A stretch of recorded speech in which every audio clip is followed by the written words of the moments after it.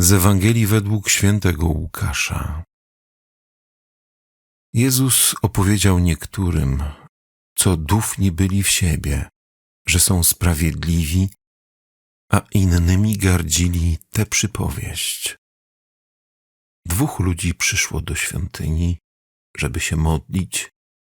Jeden faryzeusz, a drugi celnik. Faryzeusz stanął i tak w duszy się modlił. Boże, dziękuję Ci, że nie jestem jak inni ludzie, zdziercy, niesprawiedliwi, cudzołożnicy, albo jak i ten celnik. Zachowuję post 2 razy w tygodniu, daję 10 ze wszystkiego, co nabywam. A celnik stał z daleka i nie śmiał nawet oczu wznieść ku niebu, lecz bił się w piersi, mówiąc: Boże, miej litość dla mnie, grzesznika. Powiadam wam, ten odszedł do domu usprawiedliwiony, nie tamten. Każdy bowiem, kto się wywyższa, będzie poniżony, a kto się uniża, będzie wywyższony. Oto słowo Pańskie. Niech będzie pochwalony Jezus Chrystus. Moi drodzy, dzisiaj usłyszeliśmy fragment z Ewangelii według świętego Łukasza. I swoją refleksję chciałbym rozpocząć od tego, że ewangelista Łukasz, gdy czytamy ogólnie jego Ewangelię, on wydarzeń nie opisuje w sposób chronologiczny, ale łączy je, jeśli chodzi o tematykę. A więc są takie bloki tematyczne u świętego Łukasza. I tak na przykład, gdy pisze o działaniu, że człowiek jest wezwany do tego, żeby czynić dobro, żeby działać, no to przeczytamy przypowieść o miłosiernym Samarytaninie i ona mówi właśnie o tym, że nie przechodź obojętnie, widzisz kogoś w potrzebie, to mu pomóż, ale jak tylko zakończy tę przypowieść o miłosiernym Samarytaninie, od razu jest opis o Marcie i Marii. I Marta to jest ta, która właśnie działa, natomiast to jej działanie jest chaotyczne, jest związane z pewną nerwowością, z niepotrzebnymi emocjami i Jezus mówi, no trzeba usiąść i posłuchać. Czyli gdy połączymy te 2 elementy, wychodzi nam taka całość, nie, że działaj, ale nie jakkolwiek, tylko niech Twoje działanie będzie owocem słuchania Słowa Bożego. I rozpocząłem od tego, dlatego że dzisiaj również mamy taki blok tematyczny. Jest kontynuacja tego, co słyszeliśmy w tamtą niedzielę. Przypomnę wam, że w tamtą niedzielę była przypowieść o wdowie, która przyszła do sędziego, przychodziła do niego i prosiła go, żeby wziął ją w obronę. I ta przypowieść jest przypowieścią o modlitwie, dlatego że Jezus mówi: módlcie się nieustannie. Zachęca nas do tego, żebyśmy mieli tę ufność w Panu Bogu, żebyśmy się nie zniechęcali, ale żebyśmy przychodzili i żeby ta modlitwa nasza była jak oddech. I gdy kończy się ta właśnie przypowieść o wdowie, ta zachęta do modlitwy, następuje nasz dzisiejszy fragment Ewangelii, gdzie Jezus pokazuje, że ale nie wystarczy tylko się modlić, tylko trzeba badać swoją modlitwę, czy ona jest autentyczna. Bo może okazać się, że to, co ja nazywam modlitwą i co uważam za modlitwę, modlitwą wcale nie jest. Faryzeusz, który był przekonany, że jest człowiekiem modlitwy, długiej modlitwy, głębokiej modlitwy, wychodzi ze świątyni i nie jest usprawiedliwiony. A znaczy Jezus w tych słowach mówi, że tak naprawdę to nie była modlitwa, że on w tym, co czynił, nie spotkał się z Bogiem, nie otwierał się na Jego natchnienia, a na dobrą sprawę rozmawiał sam ze sobą. Sobie schlebiał, w miejsce Boga postawił siebie i zaczął samemu sobie wystawiać laurki ze swojego życia. Więc, moi drodzy, na czym tak naprawdę polega modlitwa, do której Jezus nas bardzo, bardzo zachęca? Otóż modlitwa jest to ten wyjątkowy, święty czas, kiedy my wchodzimy w relację z Panem Bogiem, w zażyłość z Nim i chcemy, żeby On nas wewnętrznie kształtował, żeby On nas przemieniał. A więc w centrum tego spotkania, którym jest modlitwa, jestem nie ja, natomiast jest ten, do którego przychodzę, który jest ważniejszy ode mnie, który jest miłością samą. I moi drodzy, zobaczcie, że Pan Bóg chce z nami się spotykać i tym miejscem spotkania, jeśli chodzi o modlitwę, jest nasze serce. Dlatego modlitwa, ona dokonuje się wtedy, gdy Boga do serca zaprosimy. I jeśli tym miejscem spotkania jestem ja i jestem nazwany świątynią Ducha Świętego, czyli do tej świątyni przychodzi Pan Bóg, to znaczy, że pierwsze owoce i najważniejsze owoce tego spotkania z Bogiem, tej modlitwy, mają dokonać się gdzie? No, we mnie. Tu, gdzie jest spotkanie. A zwróćcie uwagę na to, że my bardzo często modlimy się i wyglądamy owoców gdzie poza nami. Czy tam się coś zmieniło, czy tu się coś zmieniło. I nieraz mówimy, ta modlitwa jest zupełnie nieowocna, dlatego że tak naprawdę nie odnosimy się i nie wypatrujemy tego, czym w sensie ścisłym jest modlitwa. Jezus, pamiętacie, mówi o tym swoim uczniom, że szuka owoców na drzewie figowym i nie znajduje. I on, gdy patrzy na modlitwę i owoce modlitwy, to szuka tych owoców we mnie. To znaczy, jeśli spotykam się z Bogiem, który jest miłością, to On wypełnia mnie miłością i szuka we mnie, w moim życiu, owoców miłości. Czy one są? Czy one się przejawiają na zewnątrz?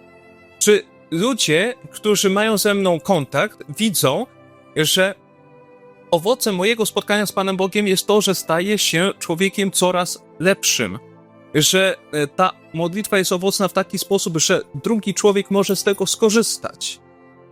I moi drodzy, ja miałem takie wydarzenie w swoim życiu, które było, powiedziałbym, idealnym zobrazowaniem tej dzisiejszej przypowieści o faryzeuszu i celniku. Wręcz powiedziałbym, że takim aż jaskrawym. Otóż kiedyś ksiądz kapelan szpitala poprosił mnie, żebym przez tydzień go zastąpił i pełniłem taką funkcję kapelana. Chodziłem po salach szpitalnych, odwiedzałem ludzi, miałem też ze sobą Najświętszy Sakrament, więc pytałem, czy ktoś chciałby porozmawiać, może wyspowiadać się, przyjąć komunię.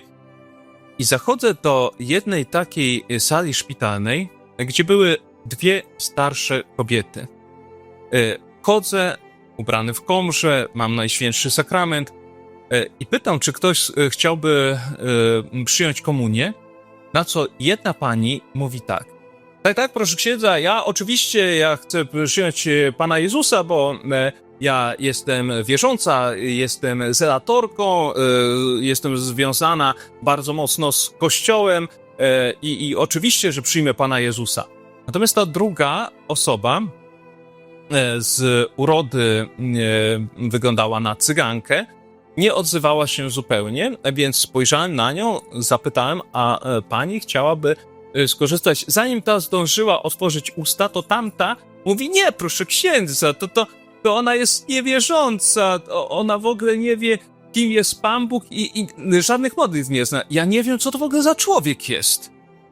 I próbuję z tą osobą rozmawiać, natomiast tamta ciągle krzyczy najgorsze rzeczy na temat tej pani. I w pewnym momencie wydarzyło się coś, co mnie bardzo mocno dotknęło, dlatego że ta właśnie cyganka mówi, proszę księdza, ta pani ma rację. Ja nie znam Pana Boga i nie znam modlitw. A tamta, widzi ksiądz, mówiłam, tyle lat przeżyła, gdzie ona się wychowała, jak można być takim człowiekiem. A ta dalej spokojnie, bardzo pokornie mówi, proszę księdza, ja leżę tutaj i słucham, jak tamta pani się modli. Jestem zafascynowana, jakie piękne słowa. Ja nigdy nie słyszałam tych modlitw, ale one są tak piękne, że ja chciałabym się ich nauczyć. Ja chciałbym poznać tego Boga. A tamta, zamiast to docenić, zobaczyć tę pokorę, mówi znowu słowa jakieś najgorsze, bardzo brzydkie, do tego stopnia, że gotowa jest ją nazwać zwierzęciem, które nie poznało Pana Boga. Wiecie, ksiądz, jacy są ludzie na świecie? I moi drodzy, to było spotkanie, oczywiście później próbowałem porozmawiać z tą osobą uchodzącą, uważającą się za bardzo religijną, ale była tak zamknięta w sobie, że miałem wrażenie, że nic do niej nie trafia. I mówię, zobacz pani, jest pani sama razem z osobą, która panią bardzo szanuje i która chce poznać Boga. I ma pani szansę, żeby ją nauczyć modlitwy, nauczyć tej treści i ucieszyć się, że kogoś przyprowadzasz do Boga, który jest miłością, który w twoim życiu właśnie tak chce działać. Po to przychodzi do ciebie, żebyś ty wychodził z dobrocią do drugiego człowieka. Natomiast teraz, jak patrzę na całą tę sytuację, mam wrażenie, że jedna tylko osoba została usprawiedliwiona, druga nie. Jedna przez pokorę przyjęła Chrystusa, którego nawet nie znała do tej pory, druga przez swoją pychę i przez pogardę do drugiego człowieka zamknęła się na niego, mimo tego, że całymi dniami recytowała bardzo piękne, święte teksty. Więc, moi drodzy, Chrystus przychodzi, żeby w nas zaszczepić takie pragnienie jednania. Świat jest pełen podziałów, pełen kłótni. Ludzie walczą ze sobą i Chrystus przychodzi, żeby pokazać, że jest coś ponad każdym podziałem. Jego miłość i to, że jesteśmy jako Jego dzieci, że jesteśmy Jego rodziną, to jest coś silniejszego i mocniejszego niż wszystko to, o co moglibyśmy się pokłócić. Więc mamy zawsze potężniejszy i mocniejszy motyw do pojednania, do przebaczenia, niż motyw do kłótni, do tego, żeby się podzielić między sobą. I dzisiaj, gdy Jezus weryfikuje nasze serce, nasze podejście do modlitwy, pyta nie tyle o to, czy modlitwa, którą odmawiasz, daje ci przyjemność, czy daje ci satysfakcję, jak się czujesz na modlitwie, tylko pyta o to, co ona z tobą czyni, czyli czy pozwalasz Bogu działać w sobie, czy pozwalasz, żeby On ciebie kształtował, czy pojawiają się w tobie owoce Ducha Świętego. Bo tutaj mamy świętą Tereskę, wielka święta, właśnie pokorna, która może nas nauczyć modlitwy i jej zdanie, które często powtarzała, było takie: niczego tak bardzo nie pragnę w tym życiu, jak tego, żeby Jemu, mojemu Panu, Chrystusowi sprawić przyjemność. Chcę Jemu sprawić przyjemność, bo zobaczcie, jeśli modlitwa to jest moje spotkanie z Panem Bogiem, spotkanie w sercu, czyli w miłości, to tam, gdzie autentycznie kochasz, to chcesz szczęścia tego drugiego.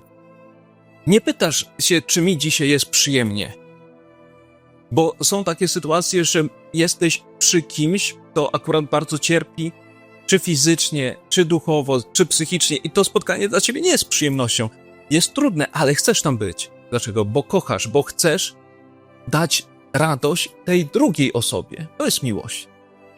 I ona mówi, gdy idę na modlitwę, największe moje pragnienie jest to, żeby tobie było przyjemnie. A kiedy jemu jest przyjemnie? A Jemu jest przyjemnie wtedy, gdy widzi, że ja zaczynam żyć Jego duchem. Kiedy widzi, że w spotkaniu z człowiekiem, który jest pogubiony, który jest trudny, że wykorzystuje tę łaskę, którą mi złożył w sercu, żeby zareagować nie po ludzku, ale po Bożemu. Dlaczego mogę tak zrobić? Nie dlatego, że jestem Bogiem, tylko dlatego, że Bóg mnie nawiedza. Więc łącząc te dwa fragmenty, Chrystus mówi: módl się i módl się dużo, bo ta modlitwa jest swoim oddechem. Ta modlitwa, ona sprawi, że w tym świecie pełnym pułapek otrzymasz takie duchowe skrzydła. To przez to możesz funkcjonować jako dziecko Boże. Ale przyglądaj się tej modlitwie, czy ona jest autentyczna. Bo zły duch, który jest inteligentny, wykorzysta nawet to, co jest świętością, czyli modlitwę, żeby cię tak oszukać, że w centrum tej modlitwy postawisz siebie, a nie Jego. I wtedy będą takie sytuacje, gdzie mówisz: ta modlitwa mi się podoba, bo mi dawała radość, a tam już więcej nie pójdę, bo jest nudno, bo ona nie daje mi jakiejś satysfakcji. To nie jest istota modlitwy. Cudownie, jak modlitwa połączona jest z przyjemnością. Ale to nie jest istota modlitwy. Istotą modlitwy jest to, żeby Jemu było przyjemnie ze mną i żeby we mnie pojawiły się Jego owoce. Takiej autentycznej Bożej modlitwy i rozkochania się w Chrystusie. I sobie, i wam z całego serca życzę. Amen.